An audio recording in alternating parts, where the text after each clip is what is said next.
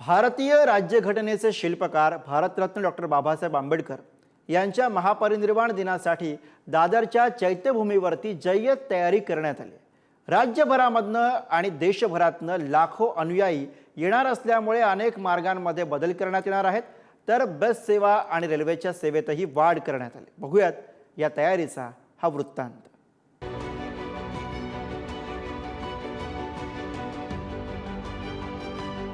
Bharat Ratna doctor Babasaheb Ambedkar यांच्या महापरिनिर्वाण दिनासाठी अनुयायी मुंबईत दाखल होण्यास सुरुवात झाली आहे। दादरच्या चैत्यभूमी आणि शिवाजी पार्क मैदानावर गर्दी वाढण्यास सुरुवात झाली। बाबासाहेबांच्या अनुयायांची कोणतीही अडचण होऊ नये यासाठी मुंबई महापालिकेकडून जय्यत तयारी करण्यात आली आहे। आज आम्ही सकाळीच आलेलो आहोत आणि 6 डिसेंबरला तर येतोच आम्ही, पण जसं दर्शन होत नाही 6 डिसेंबरला म्हणून आम्ही लवकर आलो। हिंगोली जिल्हा राहणार कामठा पोस्ट घोडा इथून आलेली आहे। एक समाज पूर्ण गुलामगिरीतून मुक्त व्हावा, आझाद व्हावा यासाठी त्यांनी झगडून जे प्रयत्न केले आहेत, बाबासाहेबांनी आमच्यासाठी आम्हाला गुलामगिरीतून काढलं आहे, त्यांच्यासाठी मी खूप मनापासून त्यांना दंडवत करते आणि मी माझ्या बाबासाहेबांना खूप खूप मानतो आणि सर्वांना जय भीम ऑल महाराष्ट्र। एवढं बाबासाहेबांना करून दिलं तर त्याचा फायदा तर आपण उचलला पाहिजे, आलं पाहिजे त्यांच्या दर्शनाला, त्यांचं दर्शन केलं पाहिजे। एवढं आपल्यासाठी केलं आहे तर आपण त्यांच्यासाठी इथपर्यंत येऊ नाही शकत का? काळजीवाहू मुख्यमंत्री एकनाथ शिंदे यांच्या उपस्थितीत वर्षा या शासकीय निवासस्थानी नियोजनाची बैठकही पार पडली। उपमुख्यमंत्री देवेंद्र फडणवीस हे सुद्धा या बैठकीला व्हिडिओ कॉन्फरन्सिंगद्वारे उपस्थित होते। मुंबई महापालिका, बेस्ट आणि रेल्वेकडनं अनेक उपाययोजना करण्यात आल्या। दादर परिसरात 3 दिवस रस्ते बंद राहतील।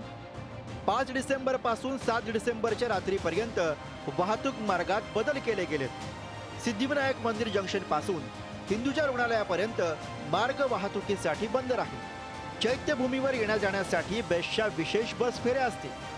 मध्य रेल्वेवरती अनुयायांसाठी 12 विशेष लोकल धावतील।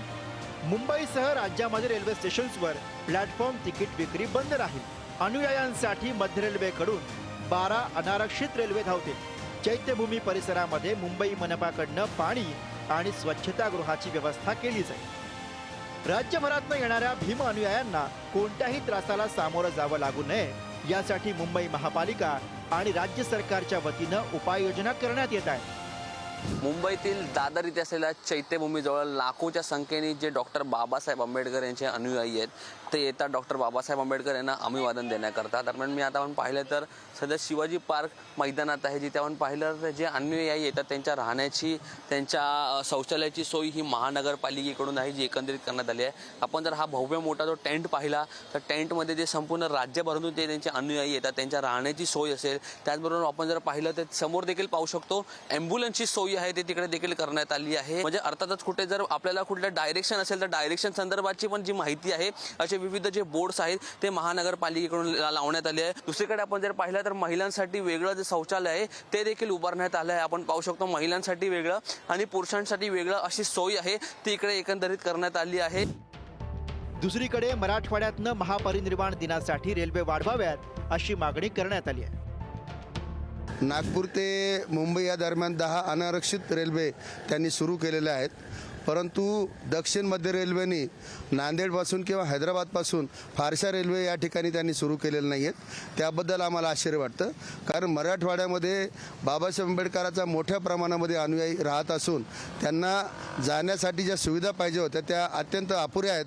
म्हणून रेल्वेने तात्काळ या दृष्टीने जास्तीच्या रेल्वे या ठिकाणी सुरू करण्यात याव्यात।